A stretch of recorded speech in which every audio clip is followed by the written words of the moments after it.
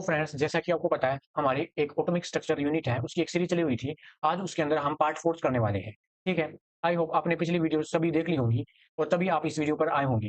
तो चलिए हम स्टार्ट करते हैं, जो हमारे आगे नेक्स्ट जो टॉपिक्स हैं, वो स्टार्ट करेंगे, ठीक है? तो आज इस वीडियो के अंदर हम करेंगे एटॉमिक नंबर और मास नंबर, ठीक है? और भी चीज़ें डील करेंगे इसके अंदर। देखो, सबसे पहले हम देख लेते हैं कि एटॉमिक नंबर और मास नंबर क्या होते हैं। देखो, पहली वीडियो के अंदर हमने जो बेसिक पार्ट था, जैसे कि हमने एटम के बारे में जानकारी ली, इलेक्ट्रॉन और प्रोटॉन की डिस्कवरी की थी और एटम के मॉडल्स के बारे में पढ़ा था। उसके बाद हमारे पास क्या आ जाता है भाई, एटॉमिक नंबर और मास नंबर, कि ये चीज़ क्या होती है, ठीक है? क्योंकि ये चीज़ें हम नहीं करेंगे तो हमारी बहुत सारी चीज़ें अधूरी रह जाएँगी, क्योंकि देखो ये चीज़ें ना, ये पूरी केमिस्ट्री के अंदर आपके काम आएगी। ये यहाँ-यहाँ काम नहीं आएगी, बिल्कुल पूरी केमिस्ट्री के अंदर काम आएगी। तो सबसे पहले हम देख लेते हैं कि जो हमारा एटॉमिक नंबर है, वो क्या होता है एटॉमिक नंबर? किसी भी एटम का नंबर, एटॉमिक नंबर क्या होता है भाई? देखो, it state that the number of the unit positive charge, the number of unit positive charge present in the nucleus of an atom is known as atomic number of element। देखो, किसी भी atom के अंदर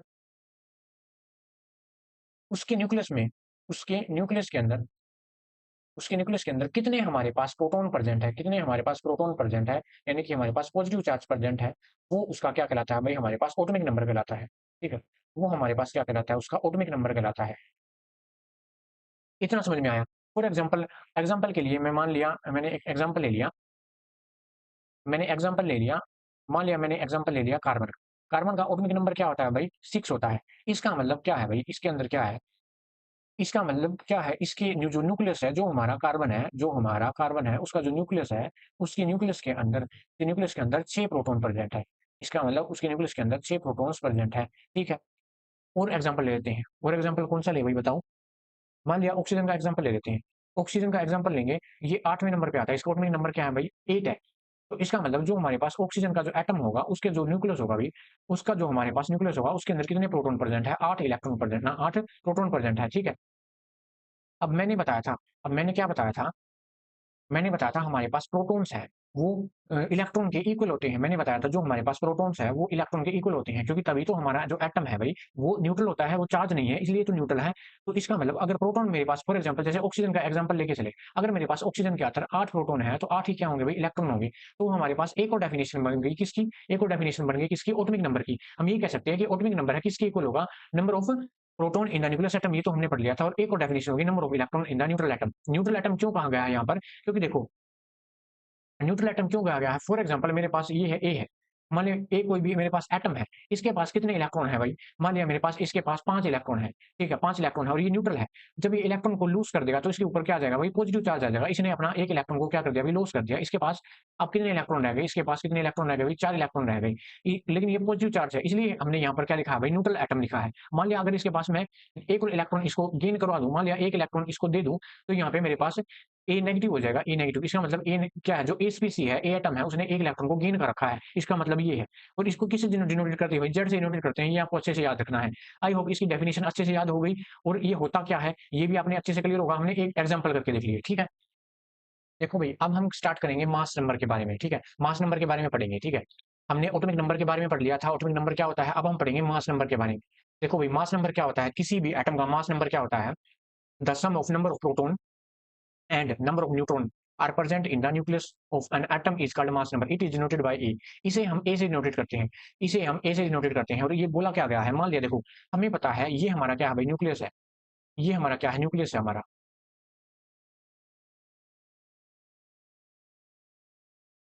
ठीक है? हम सबको पता है ये हमारा न्यूक्लियस है। इसके अंदर हमारे पास क्या प्रेजेंट होते हैं भाई? प्रोटॉन और न्यूट्रॉन प्रेजेंट होते हैं। ये मैंने बता दिया था, ये मैंने बता दिया था कि इसके अंदर हमारे पास प्रोटॉन और प्लस न्यूट्रॉन प्रेजेंट होते हैं। जो हमारा न्यूट्रॉन है, अगर नहीं बताया तो देख लो भाई, जो न्यूट्रॉन हमारे पास न्यूट्रॉन होते हैं, वो न्यूट्रल स्पीसीज होती है हमारे पास। वो हमारे पास न्यूट्रल स्पीसी होती हैं, उनके ऊपर कोई भी चार्ज नहीं होता, ठीक है? कोई भी चार्ज नहीं होता, हालाँकि इनका मास होता है भाई, ठीक है? इनका मास होता है, लेकिन इनका चार्ज नहीं होता, न्यूट्रल स्पीसीज होती हैं। बट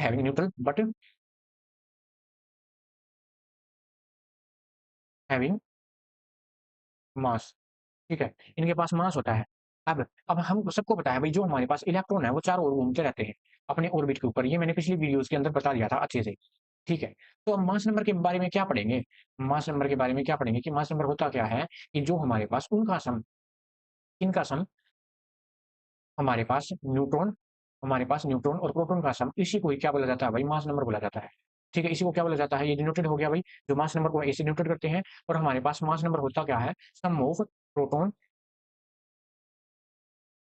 प्रोटॉन प्लस न्यूट्रॉन, और जो कि किसके अंदर प्रेजेंट होते हैं भाई, हमारे पास न्यूक्लियस के अंदर प्रेजेंट होते हैं। तो हमें सबको पता है इलेक्ट्रॉन तो ऑर्बिट के अंदर प्रेजेंट होते हैं, जो कि चारों ओर घूमते रहते हैं, चक्कर लगाते रहते हैं, ठीक है। अब अब मास नंबर निकालते कैसे हैं भाई, उसका हमें देखते हैं कि मास नंबर लिखने का कैसे।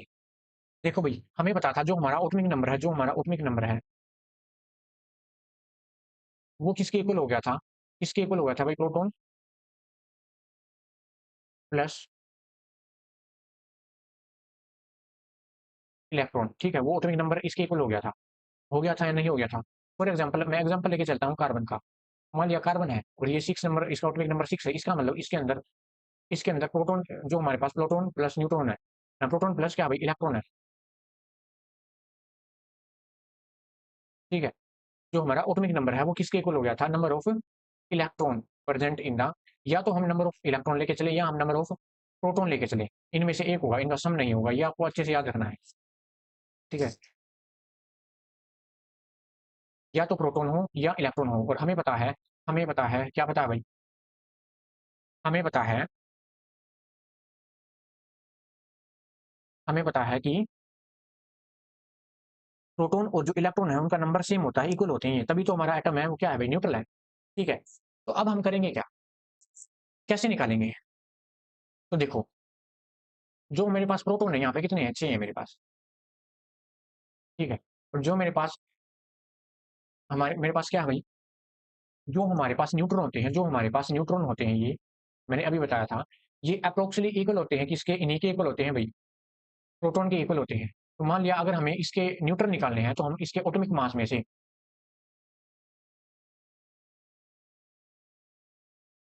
एटॉमिक मास में से मैं क्या माइनस करूंगा, एटॉमिक नंबर माइनस करूंगा, तो मेरे पास क्या आ जाएगा, ये क्या आ जाएगा, ये नंबर ऑफ न्यूट्रॉन। मान लिया एटॉमिक मास मेरे पास कितना है, 12 है, ये 12 क्यों आया, 12 इसलिए आया कि मेरे पास 6 प्रोटॉन थे और 6 ही क्या थे भाई, न्यूट्रॉन थे, इसलिए ये मेरे पास 12 आया है, 4 कार्बन है, 4 कार्बन, ठीक है। माइनस एटॉमिक नंबर अगर मैं 6 माइनस करूं, तो मेरे पास ये आ जाएगा, ये मेरे पास कितने आ गए न्यूट्रॉन, देखो न्यूट्रॉन 6 आ गए, ठीक है। अगर मैं हाइड्रोजन की बात लेकर चलूं, मान लिया मैं हाइड्रोजन का एग्जाम्पल लेके चलूं, फिर क्या होगा भाई, फॉर एग्जाम्पल जैसे हाइड्रोजन लेके चले हैं, अब क्या होगा, हाइड्रोजन का जो एटॉमिक मास होता है वो भी 1 ही होता है भाई, ये आपको याद रखना है, जो इसका एटॉमिक मास है, यानी ए से नोटेट करते हैं, वो 1 होता है, और जो हमारे पास एटॉमिक नंबर है यानी जेड, वो भी हमारे पास 1 ही होता है। अगर हम इसके अंदर नंबर ऑफ न्यूट्रॉन निकालें, नंबर ऑफ न्यूट्रॉन, वो किसके इक्वल आ जाएंगे, 1 - 1 0। इसका मतलब हाइड्रोजन के पास हाइड्रोजन के पास मेरे पास एक भी न्यूट्रॉन नहीं है, हाइड्रोजन है वो, हाइड्रोजन एटम है वो,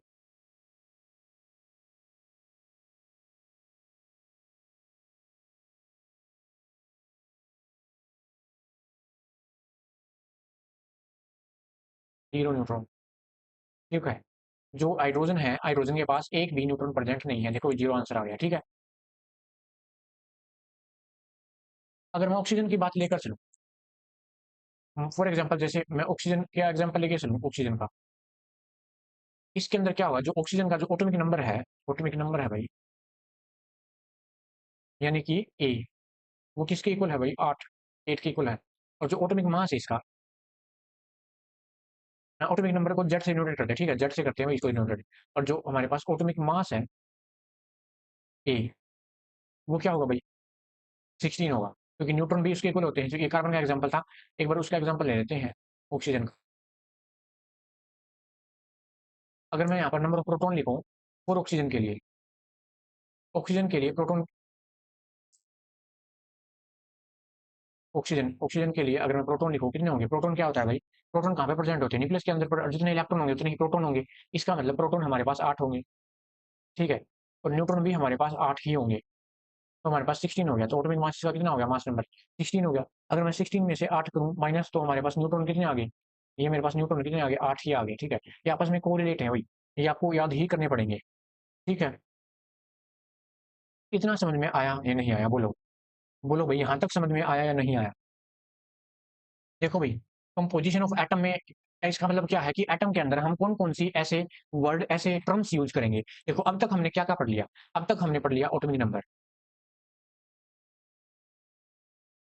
हमने पढ़ लिया एटॉमिक नंबर जिसको हम जेड से डिनोटेड कर रहे थे, ठीक है? हमने क्या-क्या पढ़ लिया भाई? एक पढ़ लिया एटॉमिक मास, जो हम ए से डिनोटेड कर रहे थे। उसको डिनोटेड करने का क्या मतलब है? मान लिया मेरे पास कोई भी एक एलिमेंट है, मान लिया भई मेरे पास किसी भी एक एलिमेंट है, उसका सिंबल है, मैं यहाँ पे सिंबल बना देता हूँ, ठीक है?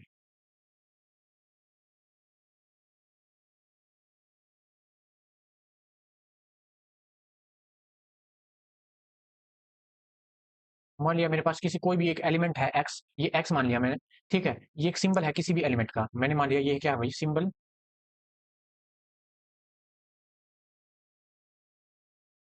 ऑफ एनी एलिमेंट, ठीक है? और ऊपर मैंने क्या रख लिया? ए, और नीचे मैंने रख लिया जेड। तो जो हमारे पास एटॉमिक मास है, वो हमेशा ऊपर लिखा जाता है, ठीक है? जो एटॉमिक मास है, वो हमेशा ऊपर लिखा जाता है, और जो मेरे पास एटॉमिक नंबर है, वो नीचे लिखा जाता है। मैं ये बताने की कोशिश कर रहा था, ठीक है? अब देखो, मेरे पास एक क्वेश्चन है, क्वेश्चन से पहले हम एक 1-2 एग्ज़ाम्पल कर लेते हैं। फॉर एग्ज़ाम्पल, जैसे मेरे पास है 12C6, और ऑक्सीजन मान लिया ऑक्सीजन है 16C8, 16O8, और मेरे पास हीलियम है।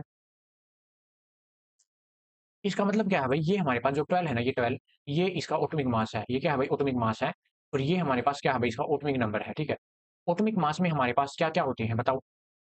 एटॉमिक मास में हमारे पास न्यूट्रॉन प्लस प्रोटॉन प्रेजेंट होते हैं, ठीक है? ये आपको अच्छे से याद रखना है। एटॉमिक मास के अंदर, एटॉमिक नंबर के अंदर हमारे पास नंबर ऑफ प्रोटॉन होते हैं, नंबर ऑफ प्रोटॉन होते हैं, या फिर हमारे पास नंबर ऑफ इलेक्ट्रॉन होते हैं। ध्यान रखना, इनका सम नहीं होता। वैसे ही यहाँ पर इसका एटॉमिक मास ये है, एटॉमिक नंबर ये है भाई, ये है ऑक्सीजन का। ऐसे ही हमारे पास हीलियम है, इसका जो एटॉमिक मास होगा 4 होगा, एटॉमिक नंबर क्या होगा भाई? 2 होगा, ठीक है? ये था एग्जाम्पल इसके। हमारे पास एक क्वेश्चन था, क्वेश्चन ये है भाई, हमें नंबर ऑफ न्यूट्रॉन निकालने हैं, calculate number of neutron in argon. इन्होंने हमें दे रखा है आर्गन 40 और 18, इसका एटॉमिक नंबर है। हमें इसके अंदर नंबर ऑफ न्यूट्रॉन निकालने हैं, तो कैसे निकालेंगे? अब देखो, सॉल्यूशन के अंदर देखो क्या है, हमें न्यूट्रॉन निकालने का फॉर्मूला पता है, क्या होता है? Number of neutron. Number of neutron कैसे निकालेंगे भाई? हम एटॉमिक मास में से, जो हमारे पास एटॉमिक मास है, उसमें से क्या माइनस कर देंगे भाई? एटॉमिक नंबर माइनस कर देंगे। एटॉमिक नंबर माइनस कर देंगे, यानी कि ए माइनस जेड कर देंगे, हमारे पास नंबर ऑफ न्यूट्रॉन आ जाएंगे। अब ध्यान से देखना, अब न्यूट्रॉन कैसे आएंगे? जो हमारा एटॉमिक मास है उसके अंदर क्या क्या प्रेजेंट है? एटॉमिक मास है उसके अंदर क्या क्या प्रेजेंट है हमारे पास? Neutron plus proton. और जो हमारे पास एटॉमिक जो नंबर है उसके अंदर क्या क्या प्रेजेंट है हमारे पास? Number of proton. अगर मैं न्यूट्रॉन प्लस प्रोटॉन में से नंबर ऑफ प्रोटॉन घटा दूं, माइनस कर दूं, तो मेरे पास केवल मेरे पास नंबर ऑफ न्यूट्रॉन बच जाएंगे। तो वही आइडिया हमने यहाँ पे लगाया है।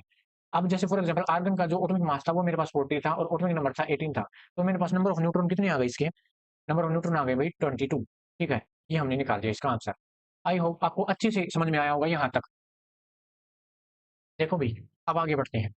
अब हम कुछ टर्म्स हैं जो कि बहुत इंपॉर्टेंट है, जो इस यूनिट में हमारे काम आएंगी, और इस यूनिट में क्या पूरी केमिस्ट्री के अंदर काम आएगी, तो हम इन्हें देख लेते हैं। सबसे पहले हमारे पास आइसोटोप्स। आइसोटोप्स क्या होते हैं भाई बताओ? आइसोटोप्स होते क्या हैं? देखो भाई, कुछ ऐसे एटम होते हैं, कुछ ऐसे एटम जिनका जिनका एटॉमिक जो हमारे पास जिनका एटॉमिक नंबर सेम होता है, same atomic number but different mass number. उनका मास नंबर डिफरेंट होता है, लेकिन वो एलिमेंट सेम होते हैं, ठीक है? Atom having same element, element same होंगे, लेकिन उनका जो एटॉमिक नंबर होगा वो सेम होगा। देखो, एलिमेंट भी सेम होंगे, एटॉमिक नंबर भी सेम होगा, लेकिन केवल कहाँ पर डिफरेंस आएगा? मास नंबर में डिफरेंस आएगा। आइसोटोप्स, आपको ये बस ये याद रखना है, ये आइसोटोप्स के अंदर क्या होगा? केवल मास नंबर के अंदर डिफरेंस आएगा। फॉर एग्जांपल जैसे कैल्शियम ऑर्गन, बहुत ही एक फेमस एग्जांपल है भाई इसका। तो फॉर एग्जांपल जैसे हमारे पास है कैल्शियम और आर्गन, इनमें क्या है भाई? देखो, इनका जो हमारे पास आइसोटोप्स होते हैं, देखो भाई ये तो जो एग्जांपल है, देखो भाई इसके जो एग्जांपल हमारे पास हैं, क्या हमारे पास देखो, खुद सोच के देखो, सेम एलिमेंट सेम होगा और एटॉमिक नंबर सेम होगा। हम एग्जांपल लेते हैं, कार्बन का एग्जांपल लेते हैं। चलो एक और एग्जांपल लेते हैं कार्बन का। मान लिया मैंने यहाँ पे कार्बन लिख दिया, एक और कार्बन लिख दिया और यहाँ पर एक और कार्बन लिख दिया, ठीक है। इनका देखो एलिमेंट सेम है, कार्बन है, ठीक है। एटॉमिक नंबर भी सेम है, मान लिया 6 है, इसका भी 6 है, इसका भी 6 है। और लेकिन इनका जो एटॉमिक मास है वो डिफरेंट होगा। मान लिया इसका मैंने मान लिया, क्या मान लिया भाई, 12, कार्बन 12 है, ये मेरे पास है 13 और ये मेरे पास है 14, ठीक है। तो ये आपस में क्या है भाई, ये आपस में एक दूसरे के आइसोटोप्स हैं। ऐसे एलिमेंट को क्या बोलते हैं, जिनका केवल मास नंबर डिफरेंट हो, जिनका केवल मास नंबर डिफरेंट हो, उन्हें हम क्या बोलते हैं भाई, आइसोटोप्स बोला जाता है। देखो इनका एटॉमिक नंबर सेम है, एलिमेंट भी सेम है, लेकिन केवल मास नंबर में डिफरेंस है। इसका 12 है मेरे पास और इसका मेरे पास 13 और इसका 14 है, ठीक है। ऐसे एलिमेंट को क्या बोला जाता है, आइसोटोप। उसके बाद हमारे पास आ जाता है आइसोबार, ठीक है। आइसोबार में क्या होगा भाई, आइसोबार्स में क्या होगा, देखो एटम हैविंग डिफरेंट एलिमेंट, अब की बार एलिमेंट भी डिफरेंट होगा, having different element, same mass number, उसका मास नंबर सेम होगा, लेकिन अब की बार एटॉमिक नंबर के अंदर डिफरेंस आएगा। देखो सिर्फ एक बात याद रखनी है आपको, जो आइसोटोप होगा उसके अंदर मास नंबर डिफरेंट होगा, ठीक है। और आइसोबार होगा उसके अंदर डिफरेंट एलिमेंट होगा और डिफरेंट ही एटॉमिक नंबर होगा, लेकिन सेम मास नंबर होगा, ठीक है, ठीक है। तो इसके एग्जांपल है, कर लेते हैं। मान लिया मेरे पास है, एक तो है कैल्शियम और एक मेरे पास है आर्गन। देखो एलिमेंट है हमारे पास डिफरेंट है, ठीक है। अब इनका एटॉमिक नंबर भी हमारे पास डिफरेंट है। कैल्शियम का एटॉमिक नंबर 20 होता है भाई, आर्गन का हमारे पास क्या होता है भाई, 18 होता है, ठीक है। लेकिन जो इनका एटॉमिक मास होता है वो सेम होता है, 40-40। तो देखो भाई, जो हमारे पास एटॉमिक मास है वो तो सेम है इनका, लेकिन जो एटॉमिक नंबर है वो डिफरेंट है, और ये दोनों एलिमेंट भी डिफरेंट है, ठीक है। एलिमेंट डिफरेंट होंगे लेकिन उनका जो एटॉमिक मास होगा वो सेम होगा, ठीक है। आई होप आपको अच्छे से समझ में आया होगा। चलो आगे बढ़ते हैं। आइसोटोन्स क्या होते हैं, जैसा कि इसका तो नाम है वैसा ही इसका काम है। कैसे, आइसोटोन्स, इसके अंदर सेम नंबर ऑफ क्या होंगे भाई, न्यूट्रॉन होंगे, सेम नंबर ऑफ न्यूट्रॉन। बस आपको इसमें ये याद रखना है। ऐसे एटम ऐसे एटम जिनके अंदर same number of neutron present हो। फॉर एग्जांपल मैंने ले लिया, जैसे कार्बन, नाइट्रोजन, ऑक्सीजन, ये ले लिया भाई। कार्बन का एटॉमिक नंबर है 6, नाइट्रोजन का 7 और ऑक्सीजन का 8, ठीक है। कार्बन का एटॉमिक मास कितना है, यहाँ पे मैंने 14, कार्बन नंबर 14 ले लिया, और यहाँ पर भी मेरे पास क्या है 15, ये है मेरे पास 16। अब इनके अंदर न्यूट्रॉन देखेंगे। सबसे पहले हम देखते हैं कार्बन 14 के अंदर, ठीक है। तो न्यूट्रॉन कैसे निकालते हैं, एटॉमिक मास माइनस, यानी atomic mass minus atomic number. तो यहाँ पर 14 माइनस 6 कितना आ गया भाई, 8, ठीक है। तो हमारे पास इसके अंदर कितने हैं, 8 न्यूट्रॉन प्रेजेंट है। अब देखते हैं, अब बारी किसकी आती है मेरे पास, नाइट्रोजन की। 15, 7, यहाँ पर मेरे पास 15 माइनस 7 कितना आ गया भाई, 8 आ गया, 8 आ गया। इसका मतलब यहाँ पर भी मेरे पास कितने हैं, 8 न्यूट्रॉन प्रेजेंट है इसके अंदर भी। और जो 16 माइनस 8 अगर ऑक्सीजन के अंदर करेंगे तो यहाँ पर भी 8 न्यूट्रॉन प्रेजेंट है। इसका मतलब तीनों के अंदर, इसका मतलब हमारे पास तीनों के अंदर कितने कितने, 8 न्यूट्रॉन प्रेजेंट है। इसका मतलब सेम नंबर ऑफ न्यूट्रॉन, तो एक दूसरे के ये क्या भाई, आइसोटोन्स है। एक दूसरे के क्या भाई, ये आइसोटोन्स है। आई होप आपको इतना समझ में आया होगा। चलिए आगे बढ़ते हैं। देखो भाई, अब हम करेंगे आइसोडाइवर्स। आइसोडाइवर्स क्या होते हैं भाई, देखो ध्यान से समझना, आइसोडाइवर्स होते क्या है। Element, those element having same value of isotopic excess. Iso, देखो यहाँ पर एक वर्ड का यूज किया गया भाई, आइसोटोपिक एक्सेस। इसका क्या मतलब है, देखो ये एक यूनिट है भाई, ठीक है, ये एक टर्म है, ये एक टर्म है। ये किसके लिए यूज की जाती है, ये किसी भी एलिमेंट की, ये किसी भी एलिमेंट की आइसोटोपिक अबेंडेंस को शो करने के लिए, आइसोटोपिक,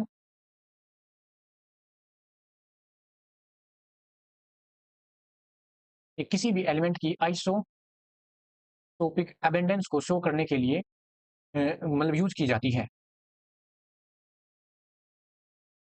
ठीक है, ठीक है। कि ये आइसोटोप इसके रिस्पेक्ट में, इसके रिलेटिव में कितना अबेंडेंस है। और इसको निकालने का फॉर्मूला हमारे पास ये होता है, यहाँ पर ए है भाई हमारे पास एटॉमिक मास, यहाँ पे ए हमारे पास क्या है भाई, एटॉमिक मास है। और जो हमारे पास ये जेड है, ये जेड है हमारे पास एटॉमिक नंबर, ये जेड हमारे पास है एटॉमिक नंबर। अब हम कुछ एग्जांपल देखेंगे, ठीक है, कुछ एग्जांपल देखेंगे। फॉर एग्जांपल जैसे मेरे पास है P31 15 और क्लोरीन 35 17, और मेरे पास है सोडियम 23 11, और मेरे पास क्या है भाई, लिथियम 7, लिथियम है भाई, ठीक है। लिथियम 7 और 3। और भी एग्जांपल है, बहुत सारे हैं, जैसे मेरे पास है पोटेशियम 39 और हमारे पास है 19 और फ्लोरीन 19 9। ये है। अब इनकी सभी की आइसोटोपिक एक्सेस निकालते हैं भाई, सभी की, ठीक है। और वो कैसे निकालेंगे? मान लिया मैंने इसकी निकाल रहा हूँ, इसका एटॉमिक मास मेरे पास कितना है भाई? 31, ठीक है। माइनस 2 × 15, 2 × 15, 15 है ना भैया, ठीक है। तो 31 माइनस 30, यहाँ पे कितना आ गया मेरे पास? 1, ठीक है। इसकी निकालते हैं एक बार, यहाँ पर 35 माइनस और 2 × 17, 35 माइनस, यहाँ पे मेरे पास आ गई 1। तो वैसे ऐसे ही करके इन सभी की हमारे पास 1 आएगी, ठीक है। इन सभी की 1 आएगी। तो इन सभी की हमारे पास आइसोटोपिक एक्सेस कितना है भाई? हमारे पास 1 के इक्वल है। चलो और एग्जांपल लेते हैं। देखो भाई, हमारे पास कुछ एग्जांपल है ये। देखो ये तीनों है ना, ये तीनों, इन तीनों की जो हमारे पास आइसोटोपिक एक्सेस की वैल्यू कितनी आएगी? हमारे पास 2 आएगी, निकाल कर देख लेना भाई, ठीक है। और इन दोनों की हमारे पास कितनी आएगी भी? इन दोनों की हमारे पास 3 आएगी, और इन दोनों की हमारे पास कितनी आएगी? 4 आएगी, ठीक है। तो ये एग्जांपल है भाई इसके आइसोडाइपर्स के, ये आपस में एक दूसरे का आइसोडाइपर्स है, क्योंकि इनकी जो अबेंडेंस है, इनकी आइसोटोप्स की जो अबेंडेंस है, वो रिलेटिवली इनके इक्वल है भाई, ठीक है। आई होप आपको ये भी अच्छे से समझ में आया होगा। देखो भाई, जो हमारी अब नेक्स्ट टर्म है, वो हमारी आइसो इलेक्ट्रॉनिक स्पीसीज। देखो, जैसा कि नाम है इसी के अकॉर्डिंग, आइसो इलेक्ट्रॉनिक स्पीसीज मतलब ऐसे स्पीसीज, ऐसे एटम, ऐसे आयन, ऐसे मोलिक्यूल जिसके अंदर same number of electron present हो, same number of, same number of electron हो, ठीक है। देखो ये लिख रखा है same number of electron present. अब ये एटम भी हो सकते हैं, आयंस भी हो सकते हैं, मोलिक्यूल्स भी हो सकते हैं। एग्जांपल से समझते हैं अच्छे से। फॉर एग्जांपल देखो, मेरे पास है कार्बन 4 नेगेटिव, एक एग्जांपल है, ये आयन है भाई, 3 नेगेटिव। इन दोनों का ही एग्जांपल लेते हैं, या फिर एक को ले लेते हैं 2 नेगेटिव, ठीक है। इसके अंदर देखो भाई, मेरे पास कार्बन होता है 6, मेरे पास क्या होता है? कार्बन होता है 6, और इसके जो, पता है, कार्बन होता है 6। अब क्या होगा? अब क्या होगा? अब देखो भाई, कार्बन के पास 6 तो इलेक्ट्रॉन पहले से ही थे, इसने 4 इलेक्ट्रॉन किसी से ले रखे हैं। मैं देखो, मैं वीडियो स्टार्ट हुई थी तभी बताया था मैंने, है ना। 6 इलेक्ट्रॉन, इसने 4 इलेक्ट्रॉन कहीं से ले रखे हैं, अगर नेगेटिव चार्ज है तो ले रखे हैं भाई।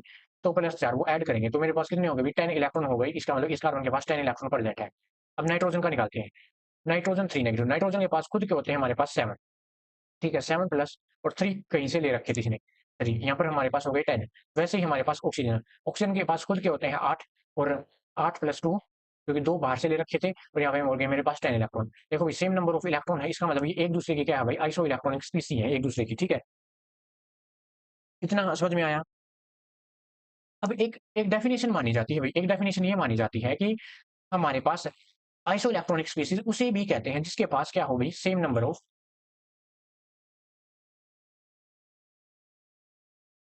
Same number of valence, same number of valence shell electron हो। यानी वैलेंस सेल इलेक्ट्रॉन के अंदर सेम इलेक्ट्रॉन होने चाहिए। उन्हें भी क्या कहते हैं भाई? आइसो इलेक्ट्रॉनिक स्पीसीज कहते हैं। फॉर एग्जाम्पल, एग्जाम्पल देखते हैं इसका। फॉर एग्जाम्पल, मैंने ये एग्जाम्पल ले लिया भाई, देखो, ठीक है। अब यहाँ पे देखो, क्लोरीन है। एक क्लोरीन का जो हमारे पास आउटर मोस्ट सेल है, उसके अंदर मेरे पास 7 इलेक्ट्रॉन प्रेजेंट होते हैं। ये आप छोटी क्लासेस के अंदर पढ़ के आए हुए होते हैं, तब आप इलेक्ट्रॉनिक कॉन्फ़िगरेशन करके आए हुए होते हैं ना, तब, ठीक है, 9th क्लास के अंदर। तो आपको आना चाहिए, अगर नहीं आता तो वहां पर आप पढ़ के आइए। तो यहाँ पर मेरे पास है ऑक्सीजन, ऑक्सीजन के खुद के होते हैं हमारे पास बैलेंस में, सेल में कितने होते हैं? 6। और यहाँ पे मेरे पास 4 ऑक्सीजन है भाई, 4 ऑक्सीजन है, तो मल्टीप्लाई मेरे पास होगा 4। और एक नेगेटिव चार्ज मतलब एक इलेक्ट्रॉन इसने बाहर से ले रखा है, तो +1। तो टोटल हमारे पास कितने हो गए? मेरे पास 32, ठीक है, 32 हो गई। अब एक और एग्जाम्पल लेते हैं, मान लिया एक एग्जाम्पल ले लिया, ये एग्जाम्पल ले लिया मैंने, ठीक है, ये ले लिया। अब ब्रोन के बेरिलियम है, ठीक है, बेरिलियम के होते हैं 7 वैलेंस सेल के अंदर, और मेरे पास एक ऑक्सीजन के अंदर होते हैं 6, और 4 ऑक्सीजन के मेरे पास कितने हो गए? 24, और बाहर से एक इलेक्ट्रॉन ले रखा था, तो +1। तो यहाँ पे मेरे पास हो गए 32, ठीक है, 32 हो गई। तो देखो भाई, 32 यहीं पे हो गए और 32 इधर ही हो गए। देखो भाई, 32 इधर इलेक्ट्रॉन हो गए, 32 इलेक्ट्रॉन इधर हो गए। तो इसका मतलब ये जो ये है, जो ये स्पीसी है, और जो मेरे पास ये स्पीसी, एक दूसरे क्या है भाई? आइसो इलेक्ट्रॉनिक स्पीसी है, ठीक है। आई होप जो ये टर्म थी आइसोइलेक्ट्रॉनिक स्पीशीज ये आपको अच्छे से समझ में आई होगी। देखो भाई अब हम पढ़ेंगे हमारी जो नेक्स्ट टर्म है और ये लास्ट टर्म है आइसोएस्टर्स। आइसोएस्टर्स आप जैसे चाहे आप इसे बोल सकते हैं। तो इसके अंदर होता क्या है, ऐसी स्पीशीज जिसके अंदर देखो आपस में जो कि आइसो इलेक्ट्रॉनिक भी हो और साथ में क्या हो, सेम नंबर ऑफ एटम भी प्रेजेंट हो उसके अंदर। आइसो इलेक्ट्रॉनिक मतलब सेम नंबर ऑफ इलेक्ट्रॉन भी हो उसके अंदर, सेम नंबर ऑफ इलेक्ट्रॉन भी प्रेजेंट हो और मेरे पास जो हमारे पास क्या प्रेजेंट होगी, सेम नंबर ऑफ एटम भी सेम हो। तो ये होता है। फॉर एग्जाम्पल हम देख लेते हैं, देखिए एग्जाम्पल से अच्छे से समझ में आएगा आपको। जैसे मेरे पास है मिथाइल CH4 और मेरे पास है NH4 पॉजिटिव। यहाँ पर देखो इनके सबसे पहले हम देखते हैं इलेक्ट्रॉन्स। देखो भाई सबसे पहले हम इनके इलेक्ट्रॉन्स देखेंगे, ठीक है। इलेक्ट्रॉन्स कैसे देखेंगे, देखो कार्बन के अंदर होता है हमारे पास 6, ठीक है, और हाइड्रोजन +4, यहाँ पर इसके हो गए मेरे पास 10 इलेक्ट्रॉन, ठीक है। अब इसके इलेक्ट्रॉन देखते हैं मेरे पास, नाइट्रोजन के हो गए हमारे पास 7। अगर आपको ये याद नहीं है तो आप याद कर लेना भाई अच्छे से जाकर। और मेरे पास हाइड्रोजन के हो गए 4, यहाँ पर एक है इसने लॉस कर रखा है भाई एक इलेक्ट्रॉन, इसका मतलब यहाँ पे -1।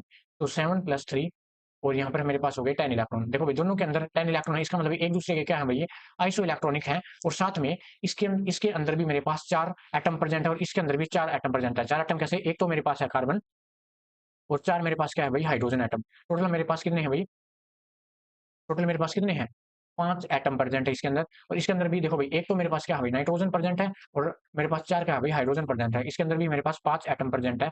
इसलिए ठीक है, इसलिए ये एक दूसरे के क्या है भाई, देखो एटम भी सेम हो गई और इलेक्ट्रॉन भी सेम हो गई, इसलिए एक दूसरे के क्या है भाई, ये आइसोसिस्टर है, ठीक है। अनदर एग्जांपल करते हैं, और एग्जांपल के लिए देखो भाई, और एग्जांपल मैं आपको बता देता हूँ, आप ये भी ले सकते हैं NH2 नेगेटिव और H2O, ठीक है। और भी एग्जांपल है, जैसे फॉर एग्जांपल CO3 2 नेगेटिव और NO3 नेगेटिव और BO3 2 नेगेटिव, ठीक है। ये वही एग्जांपल हमारे आइसोएस्टर के, ठीक है।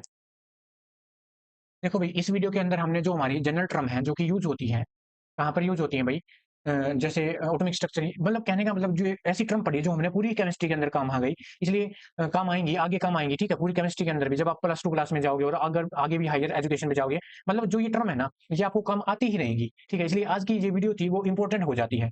तो इससे आगे फर्दर हम प्रोसीड करेंगे आने वाली वीडियोज के अंदर। तब तक के लिए हमारे साथ जुड़े रहे, थैंक यू।